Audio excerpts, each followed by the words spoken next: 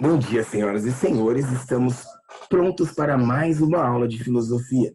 Espero que todos estejam bem e que possamos adentrar nesse maravilhoso mundo do saber, do pensar o pensar, como diria o nosso filósofo visto na última aula, Immanuel Kant. Seguinte, meus lindos, na última aula, aliás, nós estamos falando de filosofia moderna, né? Esse período que pega desde o século XVI e vem até o século XIX, que é um período que a gente vai ter três fases. Assim. A primeira fase é o Renascimento, que a gente tratou, que é essa ruptura com o modelo medieval, um período de entusiasmo com a ciência, das grandes descobertas científicas, da busca por novos modelos de governo, novos sistemas de governo, né? É um período muito caro na história da humanidade. A gente tem o período do iluminismo, que é o que a gente vai falar hoje, e a gente vai ter o começo do romantismo, né? Que essas são as três fases que representam o período moderno, né? A gente falou, gente, se vocês verem um homem passar aqui atrás de mim, não pensem nada de errado, é porque hoje eu estou em reforma aqui, o pedreiro está mexendo na sacada, então tá, passar um cara aqui, não maldem, tá? E se o barulho começar, me perdoem, eu talvez até mude de lugar. Vamos ver o que Deus tem preparado para a gente nessa manhã, tá? E a gente estava falando na aula passada sobre Kant, né? Esse filósofo alemão, que já é um filósofo iluminista, né? E que vai nos dar duas grandes contribuições. Primeira, a crítica da razão pura, que é conseguir conciliar o racionalismo e o empirismo, e conseguir trazer um novo modelo de teoria do conhecimento, que é a ideia de que a gente tem um conhecimento que nasce com a gente e um conhecimento que a gente adquire com as experiências, o que, de alguma maneira, vai fazer com que a gente tenha uma interpretação do mundo muito subjetiva, tá? Num primeiro momento, eu falar de conhecimento a priori, a posteriori, pode parecer que é algo que não faz muito sentido para a realidade de vocês.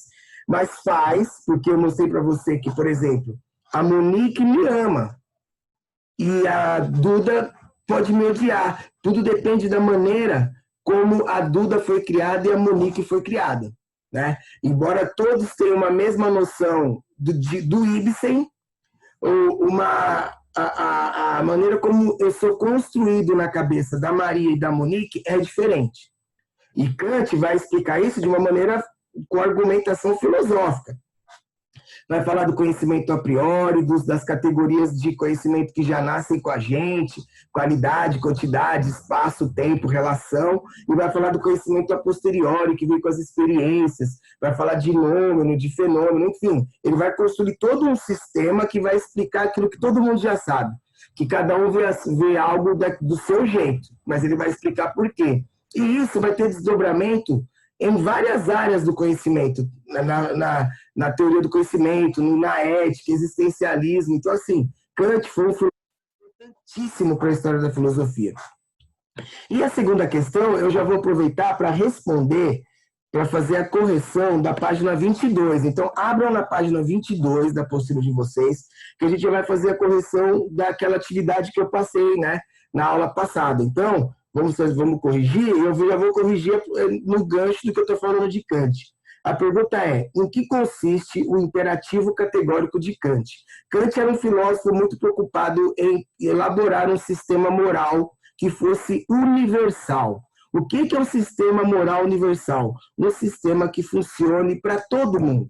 Kant, como um iluminista que era, se incomodava, embora fosse um cristão, ele se incomodava, né, com essa moral cristã, que é uma moral que só vai ser relevante para quem é cristão. Então, os iluministas, que eram filósofos que entendiam, que acreditavam nas liberdades, acreditavam no domínio da razão, ele vai dizer assim, a nossa sociedade é uma sociedade plural, uma sociedade universal.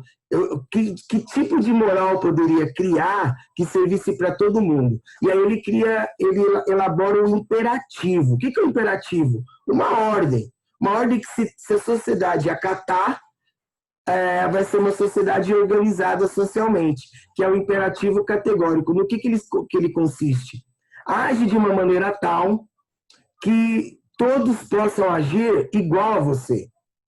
Então, assim, se a sua ação pode ser repetida por todos, ela é uma ação aceitável e adequada. Se a sua ação não pode ser repetida por todos, ela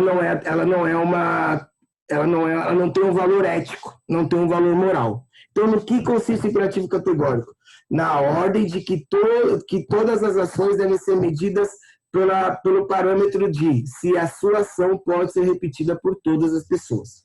O famoso não faça para o outro aquilo que você não quer que seja feito para você. Tá bom? Deixa eu ver aqui se eu já aceitei todo mundo, né? Tá. Beleza? Então a questão 1 é isso. A questão 2 é uma questão que fala sobre o Renascimento. Então, esse texto de Nicolau Shevchenko vai falar sobre o Renascimento, esse período que a gente está estudando. O texto permite inferir que o Renascimento, aí a alternativa correta é a D. O homem passou a ser visto como autor de sua própria história, o que multiplicou seu espaço de ação e reflexão. Antes dele, o destino do homem estava nas mãos de uma força transcendental, que era Deus. Porque o período medieval, como vocês já sabem, se caracteriza pelo domínio da Igreja Católica e do cristianismo em todas as áreas de atuação humana. Tá? Questão 3. Um texto de Montaigne, né, que fala sobre o bem e o mal. Os homens, diz o antigo ditado grego, atormentam-se com a ideia de que tem das coisas, e não com as coisas em si. Seria grande passo em alívio da nossa miserável condição se provasse que isso é uma verdade absoluta. Não o que eu penso de algo, mas o que algo é. Esse deveria ser o parâmetro.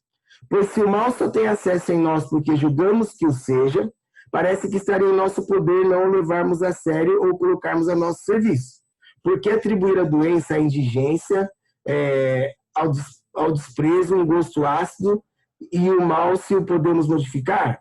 Pois o destino apenas suscita o incidente. A nós é que cabe determinar a qualidade de seus efeitos. Cabe a mim significar as coisas que acontecem comigo.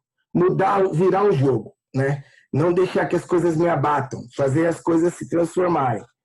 De acordo com o filósofo, a diferença entre o bem e o mal é a alternativa E. Depende, sobretudo, da qualidade valorativa estabelecida por cada indivíduo diante de sua vida. Tá? Deixa eu ver aqui, que eu não lembro se eu pedi para vocês o exercício da página de 1 a 4 e 14 e 15. Eu pedi, alguém pode se adiantar e dizer para mim se eu pedi?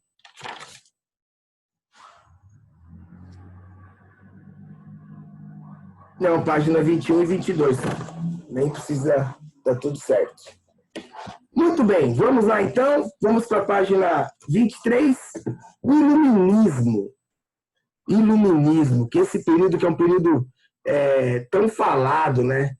As ideias iluministas. O iluminismo, ele é a continuação, ou seja, ele é o que resulta do que a gente chama de renascimento. O renascimento é um período em que acho que nem os próprios atores desse período entendiam que estavam mudando o mundo, porque eram ações pontuais que, cara, a partir de um tempo começaram a perceber que existia algo ali acontecendo. Então a gente vai ter uma série de coisas, invenção da imprensa, a reforma protestante,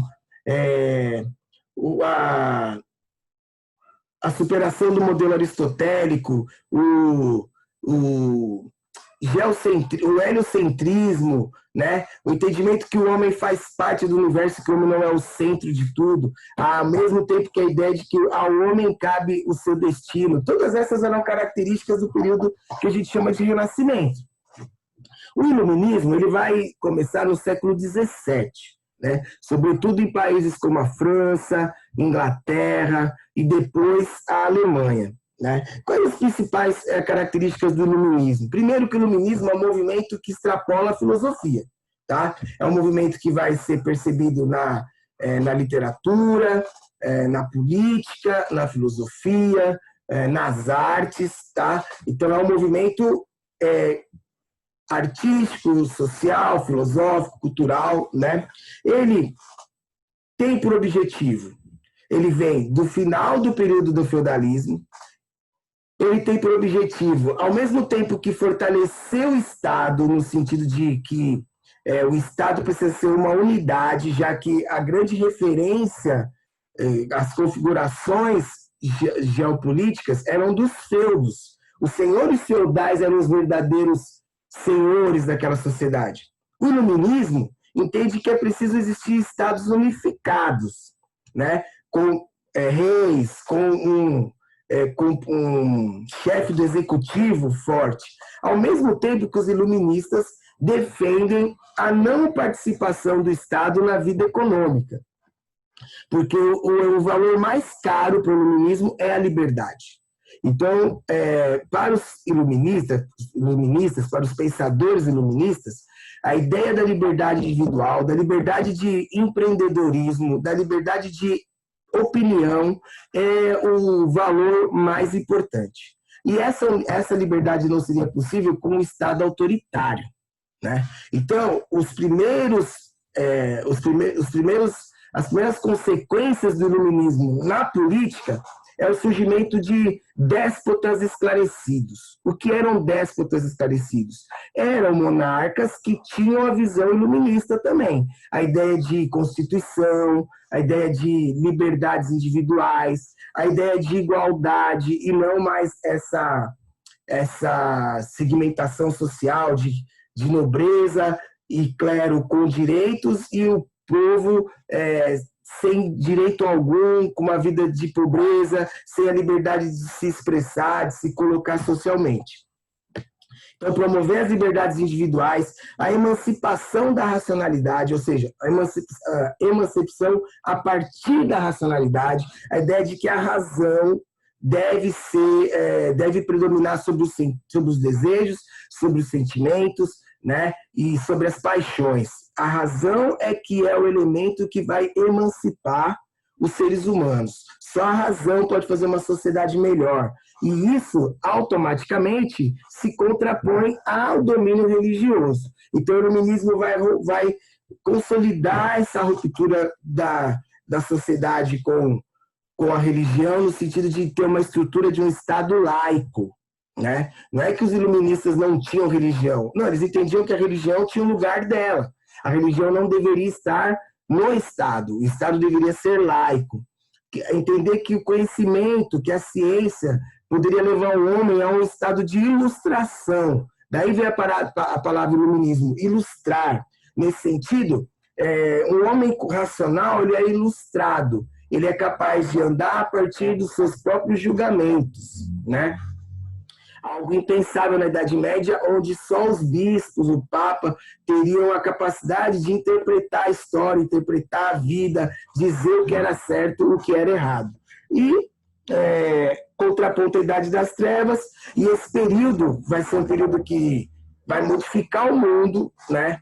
Vai ditar as bases da Constituição americana. Né? Os Estados Unidos é um país que tem uma Constituição genuinamente iluminista, né? Então, assim, a ideia de liberdade de individual, de liberdade de defender a propriedade, da liberdade de opinião, é o valor mais importante da Constituição americana. Eu não sei se vocês estão acompanhando esse processo eleitoral dos Estados Unidos. Vocês estão vendo aí? Alguém tem acompanhado ou está todo mundo...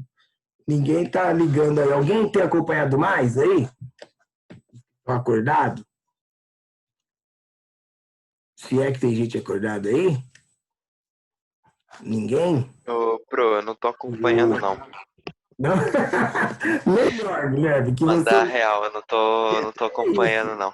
Não, Melhor. tipo, esse lance dos Estados Unidos, eu não curto muito, não. Quando sai o Então, resultado, aí você pega o resultado final, mas eu não acompanho muito, não. Então, o problema é esse exatamente, que o resultado final tem sido questionado, né?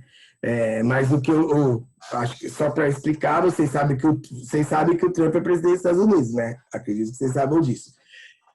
Muito dificilmente um presidente não se reelege. E o Trump não conseguiu se reeleger, muito por conta da pandemia que ele, como aqui, né, o Bolsonaro, ele não soube administrar muito bem a pandemia nos Estados Unidos, teve uma atitude negacionista desde o começo, como aqui também, né, o nosso presidente teve, e os Estados Unidos está arrebentando de casos, teve uma segunda onda quase que grudada com a primeira onda. Então, assim, os números lá são alarmantes, né? E isso, muito por conta disso, fez com que o Trump perdesse um pouco da sua força.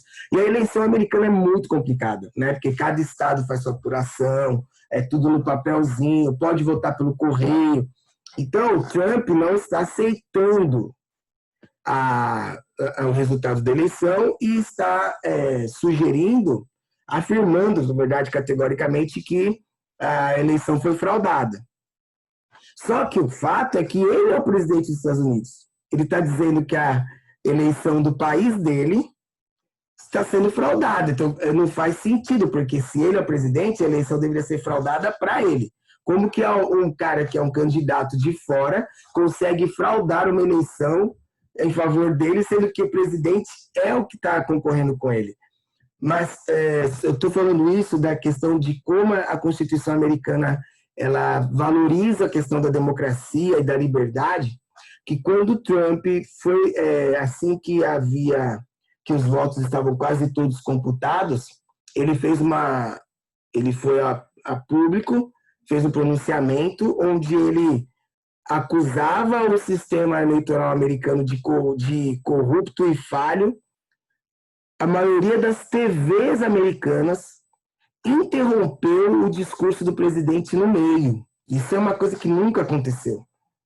Porque a ideia de democracia e de segurança das instituições é tão forte para o americano que eles não aceitaram o presidente sugerir que o sistema eleitoral deles é falho. Porque é uma coisa dizer, essa democracia aqui não é de verdade. Aqui as eleições são roubadas. Para vocês perceberem o quanto que as ideias iluministas lá do século XVII, XVIII, são caras para um país onde a Constituição, os americanos têm N defeitos, né? N defeitos. A gente poderia aqui passar um dia falando de como a sociedade deles falha em uma série de aspectos.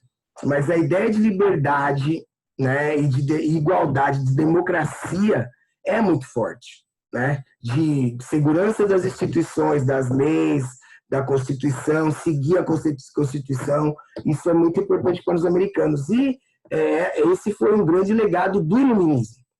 Outra questão muito importante do iluminismo, talvez o marco do iluminismo, é a questão da Revolução Francesa, 1789.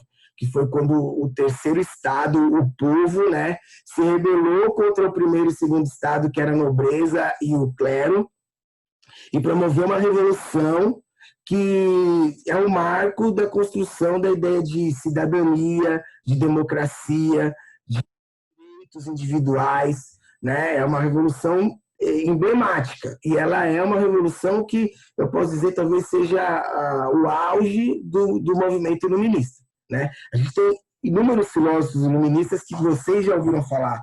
Jean-Jacques Rousseau, Voltaire, Diderot, Montesquieu, Kant, são todos filósofos iluministas. John Locke, Adam Smith, que estabeleceram a base do que a gente chama de liberalismo, que vocês também já estudaram. Tudo isso acontece no século XVII e XVIII. Tá? Então, vamos, se vocês quiserem anotar, vamos pôr assim, ó, iluminismo, movimento que extrapola a filosofia, ele vai além da filosofia, porque ele alcança as artes, a política, né, a literatura, enfim.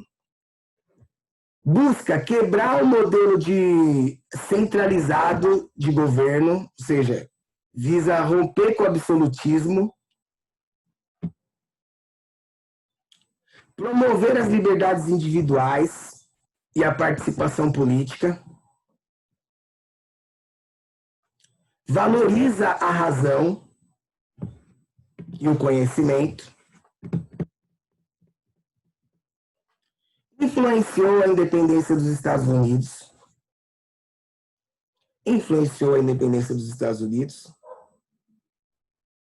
deu origem ao despotismo esclarecido, que eu estou falando assim, é um resumido que está escrito nesse texto, tá? E culminou na Revolução Francesa. Dito isso, eu vou pedir para vocês grifarem 2 parágrafos na página 23. O segundo parágrafo, o nome iluminismo se origina da palavra alemã, eu não vou conseguir falar isso, Aufklärung, que significa esclarecimento, iluminação. Na França, essa corrente foi chamada de as luzes, e na Inglaterra de iluminação. Todos esses termos se contrapõem metaforicamente ao período medieval, que é chamado de Idade das Trevas, né? Ainda que estudos recentes venham refutando essa caracterização. Muito bem. Grifado esse parágrafo, vocês vão pular um parágrafo e vão grifar o próximo. O ponto em comum do pensamento iluminista era a defesa intransigente da liberdade de pensamento e de expressão, da tolerância política e religiosa, da igualdade jurídica e da necessidade de libertar os seres humanos dos obstáculos que impediam seu desenvolvimento. Lembrando que o Brasil sofreu uma grande influência do iluminismo, embora tudo aqui no Brasil é esquisito, né? Então, assim, talvez um dos grandes fatores de pressão para que a escravidão tenha acabado no Brasil tenha sido as ideias iluministas que já tinham feito que na Europa a escravidão tivesse sido extinguida, né? Só que aqui as ideias iluministas eram assimiladas até onde fosse conveniente. Então, grifaram esses 2 parágrafos aí, e a gente vai para Voltaire, cara. A gente vai para a próxima página, página 24, que horas são? 8h59, a nossa aula começou, 7h45, 8h30. Então, a gente tem aí uns 15 minutinhos. Eu vou falar hoje só de Voltaire. Voltaire é um filósofo desse período que a gente chama de iluminismo. Voltaire era um filósofo que era ele mesmo se chamava de Aristóteles moderno, escreveu muitas obras. As obras de Voltaire eram obras bem humoradas, com muita ironia e sarcasmo, né? Digamos que se Voltaire tivesse vivido hoje, ele seria muito atuante no Twitter e ia ficar dando indiretinha para todo mundo, porque ele tinha uma treta com um filósofo chamado Leibniz, né? Porque Leibniz era um filósofo tanto quanto... Beleza? Então, gente, agora vai começar o pedreiro a passar, então não reparem. Era um filósofo extremamente otimista, no sentido que ele tinha... E aí, tudo bem? Que ele tinha um pensamento de que o mundo em que a gente vive é o melhor dos mundos possíveis, por conta de que se Deus existe, Deus faria o mundo bom, e todos os problemas do mundo foram criados pelo homem. Voltaire, que era um filósofo que se contrapunha a esse pensamento, entendia que o mundo era uma construção social, ou seja, o mundo melhor só poderia ser feito a partir de ações práticas do homem.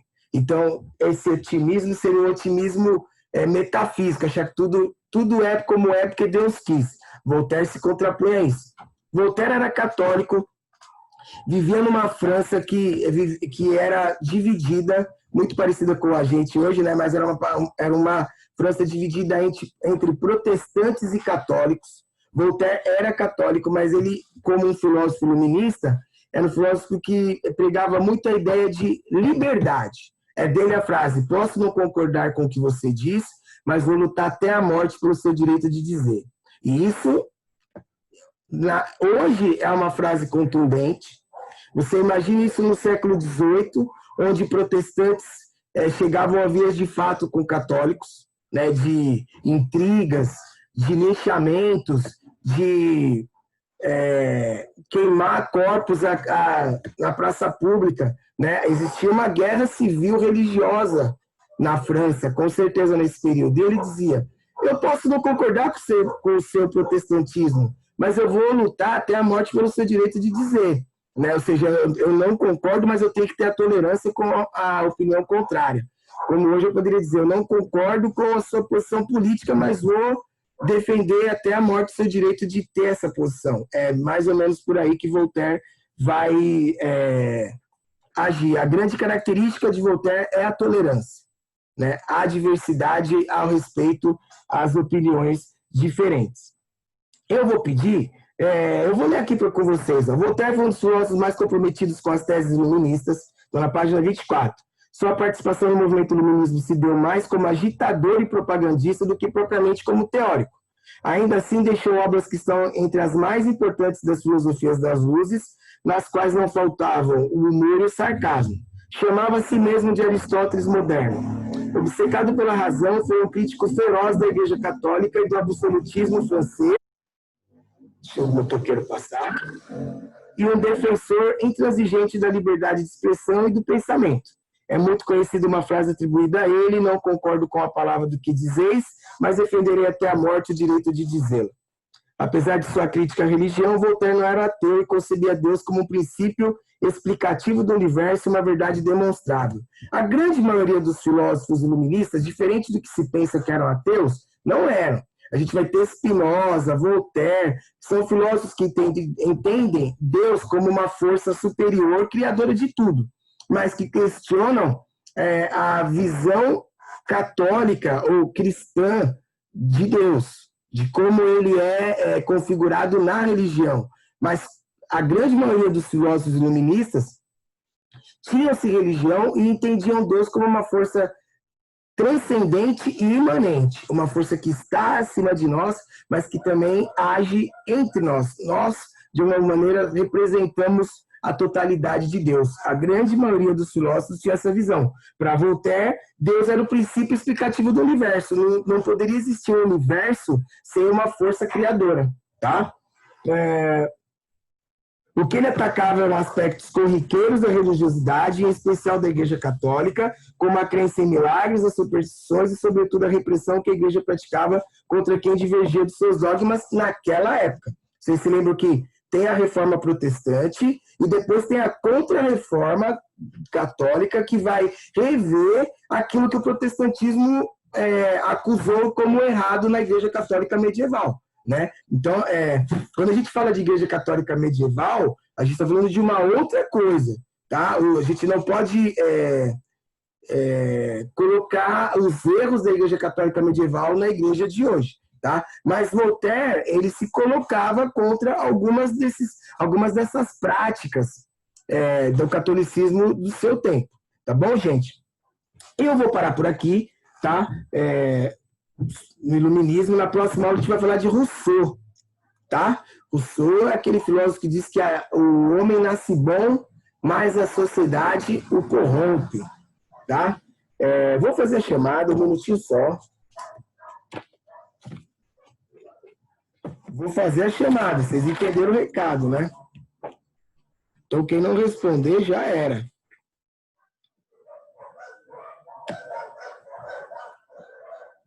Não basta entrar, tem que participar.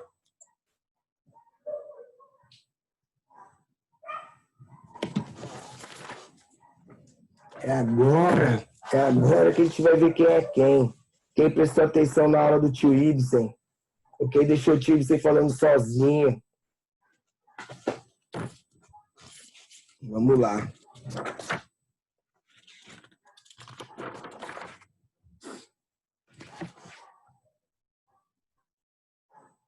A Débora, você tá aí, não?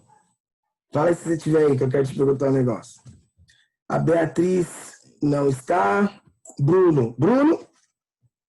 Aqui. Opa, tava prestando atenção na aula, hein, Brunão? Que fazem. Camila? Presente. Tá aí também. A Camila não tem nem que perguntar, né? Essa pessoa incrível que Deus colocou no mundo. Carol, Carlos tá aí. Débora, cadê seu oi pra mim aí no chat? Isso é demais, né? Você viu que o Bolsonaro ameaçou o Biden? Falou que se a saliva não der, vai na pólvora. Vocês viram isso ontem? Vamos entrar em guerra com os Estados Unidos, hein? Vocês que estão em idade de 16, 17 anos vão ter que ir pra cima, eu quero nem ver. Vou ficar aqui torcendo por vocês. Sou filho único, tá safe pra você. Pô, eu sou filho único, eu servi o tiro de guerra, sabia? É, mas você pode escolher, né? Se você quer servir ou não. Então, mas se tiver guerra pros Estados Unidos, você vai, quero nem saber. Sabe quem devia ir? Só os bolsominions devia ir pra essa guerra aí. Pô, os caras pra brigar com o Biden lá. Cara, esse país tá louco, viu? Débora tá aí. Elcio não. Gabriela não. Guilherme de Freitas. Presente, pro. Tá aí, vai pra guerra também o Guilherme. Nascimento não. Delgado tá aí. Júlia não. Karina não. Maria Eduarda tá aí? Maria Eduarda. Responde, minha linda. Ih, a Maria Eduarda não assistiu minha aula, ó. Monique. Eu. Monique tá aí. Tava prestando atenção em tudo, Monique. Uhum. Posso te perguntar tudo que eu falei? Que você vai falar? Não, professor, tá em casa, tá comigo. Ixi. Ixi. A Ana tá aí? Não, nem a Daniele, né? Meus lindos, vamos nessa? Oi, Ibsen, eu tô aqui, viu? Ah, não respondeu, né, Maria? Porque achei que você tinha me dado... Ah, desculpa. É, Ô, Pro, achei que você pulou eu. pulei quem? Victor.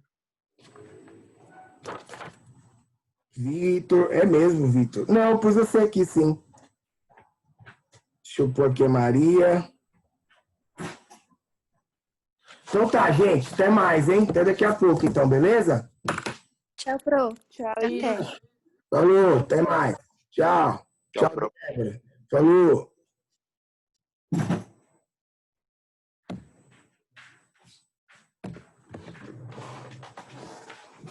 Achou melhor? Claro, ele vai ligar uma máquina aqui. Aí, fica metendo louco. Ah, eu já meti o louco. Pensei que eu encerro a aula no meio, assim. Crianças, vou fechar aqui um pouquinho e já volto. Mas eu já vou vir pra cá então. Ou você quer dar mais uma aula aí? Não, vou se quiser. Vou demorar um pouquinho ainda pra ligar. Tá tranquilo aí.